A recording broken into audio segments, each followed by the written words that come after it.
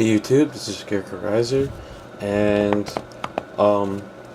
technically Set 3 isn't officially released until tomorrow, but it came out in our locals and we got a lot of it. I nearly finished this deck. I'm like a few cards short, but I wanted to make the deck profile of it anyway, so there'll be like 5 proxies. But the deck's like 90% done, so hopefully you enjoy it. It's going to be Pale Moon. Start with the grade 3s. First, we got for Robert. Robert makes a very good Vanguard. He's got the same effect as CEO Amaterasu. His Mega Blast is kind of terrible, but it's actually pretty easy to pull off in this deck. However, it's not that good, so you usually don't want to, and you need the damage to use for your Shadow Beast stance. But he's a very good Vanguard. Then we have 3 Alice. Very good card. She's part of like the deck's like attack loop, and there's not much to say. She's just really good because she can create the attack loop. This one's really cool. This one's SP. Yeah, I'm not sure if I'm gonna stay just at 3. I'm obviously not gonna play less than 3, I don't think, because she's so good. I might bump her up to 4, but for now I have it at 3. Most decks I like to run just 7 grade 3. Other grade 2s, we have 4 Barking Cerberus. Just a staple 10k beat stick. Next we have another part of the deck's attack loop. We have 4 Mirror Demon. When he hits, move him to Soul, summon another card from Soul, and then that card will have the same effect as him, like Alice. So then you attack, switch back.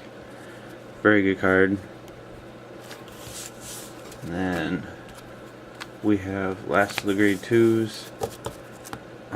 We have 4 Beast Tamer.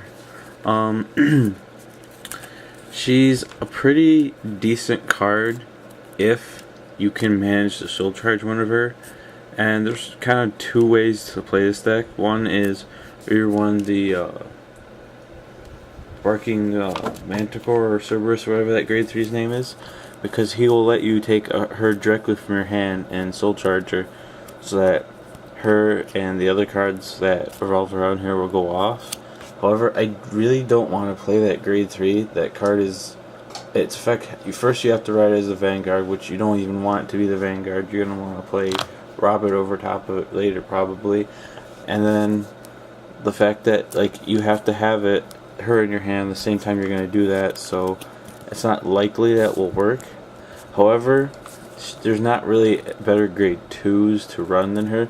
There are a couple that you can play other than her, but I think I'd rather just play her, and if I get lucky and soul charge one of her and then they go off.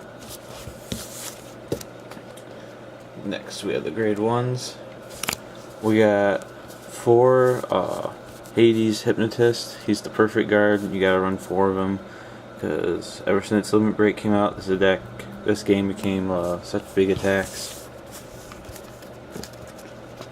Next we have 4 Bunny, another card that completes the deck's attack loop.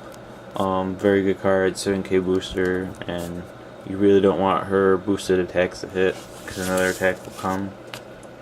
Then we have 4 Barkhorn, basic 8k booster staple.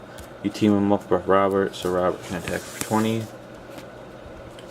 And then last of the grade 2, I'm really glad I somehow managed to get these 2 SP's Turquoise Beast Tamer. She's pretty good. If you can get the Beast Tamer and a Soul, she's then a 9,000 booster, which is useful if you team her up with Robert. You can make him attack for 21. And it doesn't really contribute much outside of that, because no one in the deck is really an 11k. But if you team her, other than teaming her up with the other Crimson, so that they can attack for 20, so She's okay card. I'm not running more of her because I'm not guaranteed to get a Crimson into the Soul, but if I do, she's pretty good.